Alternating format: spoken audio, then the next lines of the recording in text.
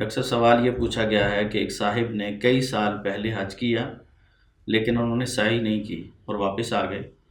اب انہیں علم ہوا کہ سعی کرنی تو ضروری تھی،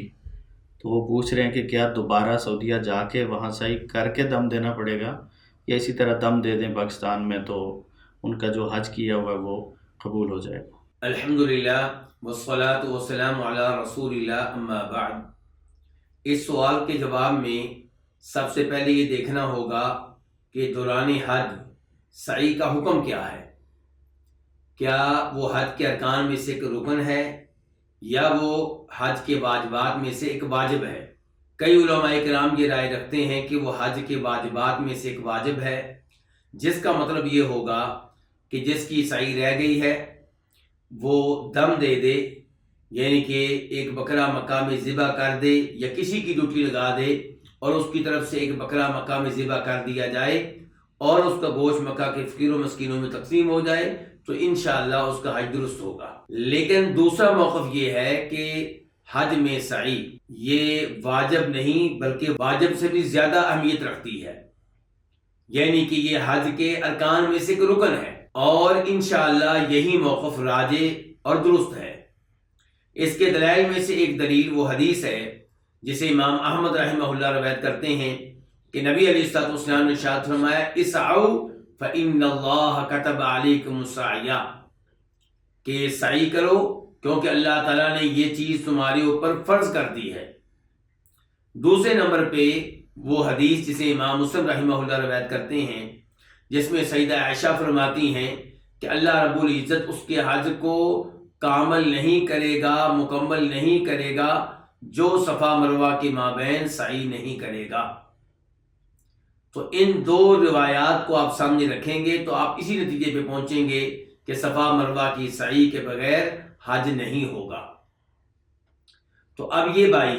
جن کے بارے میں آپ نے سوال میں ذکر کیا ہے کہ وہ اب پاکستان آ چکے ہیں، اب ان کے حج کا کیا بنے گا،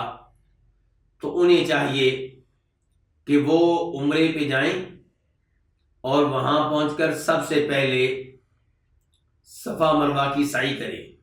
اور صفا مروہ کی سعی سے پہلے بہتر ہوگا، افضل ہوگا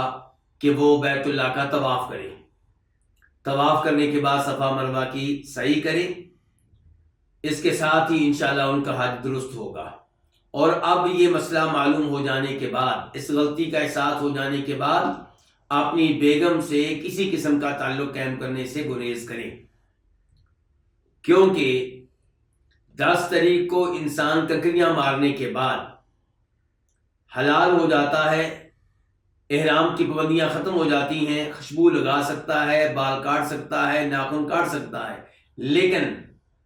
طواف اور صفا مروہ کی سعی کے بغیر اس کی بیگم اس کے لیے حلال نہیں ہوگی۔ تو اس لیے ان کو چاہیے کہ مسئلہ معلوم ہو جانے کے بعد، غلطی کا احساس ہو جانے کے بعد اپنی بیگم سے تعلق قائم کرنے سے گریز کریں، عمرے پہ جائیں، لیکن عمرے پہ جاتے ہوئے پہلے حج والا کام کریں اور اس کے بعد عمرہ کریں۔ اگر یہ اس دوران کوئی غلطی نہیں کرتے تو انشاءاللہ اس کے اوپر کچھ نہیں ہے، بس یہ صفا مروہ کی صحیح کر لیں اور اللہ سے توبہ استغفار کر لیں۔ اللہ رب العزت معاف کرنے والا ہے اور ہماری ٹوٹی پھوٹی عبادات کو اپنے فضل و کرم سے قبول فرمانے والا ہے۔ شیخ صاحب اگر کوئی شخص ایسا ہے کہ جس کے پاس اب استطاعت نہیں ہے دوبارہ جانے کی تو وہ کیا کرے گا؟ جو دوبارہ جانے کی طاقت نہیں رکھتا تو وہ پھر محصر کے حکم میں ہوگا۔ اللہ تعالیٰ فرماتے ہیں قرآن حکیم میں فَإِنْ أُحْصِرْتُمْ فَمَا اسْتَيْسَرَ مِنَ الْهَدْيِ، کہ اگر تمہیں حج یا عمرہ پورا کرنے سے روک دیا جائے تو پھر ایک جانور اللہ کی راہ میں ذبح کرنا ہے، تو پھر یہ اپنے ملک میں رہتے ہوئے ایک جانور ذبح کریں گے اور اس کا مطلب یہ ہوگا کہ ان کا حج پورا نہیں ہوا، بلکہ حج پورا نہیں کر سکے، اب حج سے باہر آنے کے لیے وہ ایک بکرا ذبح کر رہے ہیں اور وہ بکرا اپنے ملک میں بھی ذبح کیا جا سکتا ہے۔ واللہ تعالی اعلم۔ جب یہ بکرا ذبح کر لیں گے تو اس کے بعد یہ بیوی کے قریب جا سکتے ہیں، اس سے پہلے نہیں؟ جی ہاں، اس کے بعد یہ اپنی بیگم کے قریب جا سکتے ہیں۔